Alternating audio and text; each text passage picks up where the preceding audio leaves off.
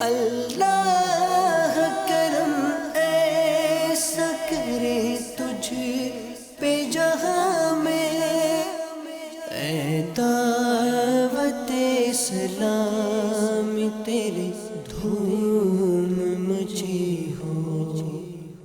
دینی کاموں کی ترویج و اشاعت اور نیکی کی دعوت عام کرنے کے لیے دعوت اسلامی کی مرکزی مجلس شورا کے نگران مولانا محمد عمران اتاری کا بیرون ملک سفر جاری ہے۔ اسی دوران جاپان کے کیپٹل سٹی ٹوکیو کی ڈسٹرکٹ شیبویا کی ترکش مسجد میں سنت بھرے اجتماع کا انعقاد کیا گیا، جس میں مختلف شعبۂ زندگی سے وابستہ افراد و کاروباری حضرات سمیت مقامی عاشقان رسول اور ذمہ داران دعوت اسلامی کی شرکت ہوئی، جبکہ نگران شورا نے سنت بھرا بیان کرتے ہوئے قبر و آخرت کی تیاری کا ذہن دیا۔ یہ گاڑیاں، یہ مقام، اتنا عالیشان مقام، اتنی محنت کی ہے، زندگی محنت کی ہے، اسی پر محنت کی ہے، آخرت کے لیے محنت کی کوئی نہیں۔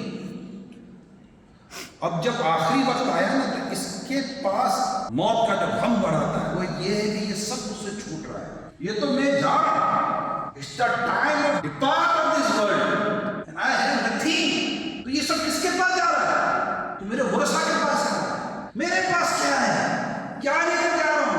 یہ تو میرا بھی کپڑے اتار دیں گے، یہ گھڑی اتار دیں گے، یہ تو سب کچھ اتار دیں گے۔ ایک اور بات ریئلٹی کی بتاؤں، جب انسان پر آخری وقت ہوتا ہے نا، بالکل اب فائنل ہے، اب روح نکل رہی ہے، اس وقت یہ دیکھ لیتا ہے کہ جنت میں جائے گا کہ جہنم میں جائے گا، اس پر اس کا ٹھکانہ پیش کر دیا جاتا ہے۔ اب توبہ معتبر نہیں ہے، غیب ختم ہو گیا، اب غیب ہو گیا۔ اب اگر اس نے دیکھا کہ میں جہنم میں معاذ اللہ جا رہا ہوں تو یہ کب چاہے گا کہ مجھے لے کر جاؤں، اور یہ جانتا ہے کہ میں جنت میں جا رہا ہوں تو یہ کب چاہے گا کہ مجھے تاخیر کا شکار کیا جائے۔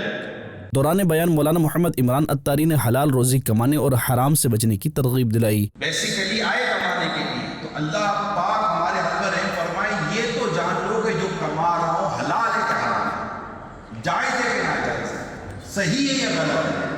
اللہ پاک ہمیں توفیق کے سوا کی غور کریں، شرعی مسئلہ پوچھیں، اپنی آمدنی کا جائزہ لیں، اپنی نمازیں درست کریں، اپنی عبادت درست کریں، اپنے وضو درست کریں، اپنا غسل درست کریں۔ سنت بھرے اجتماع کے دوران صلاۃ و سلام پڑھا گیا۔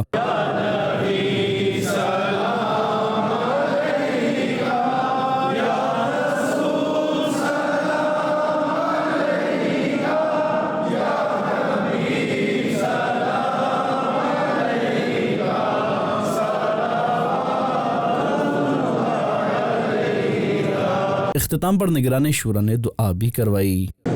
یا رب کریم ہمارے گناہوں کو معاف کر، ہمارے ماں باپ کی ساری امت کی مغفرت آمین۔ اپنے حبیب کا صدقہ مدینہ پاک میں آقا کے روضے پر حاضر ہو کر درود و سلام پڑھنے کی توفیق عطا فرما۔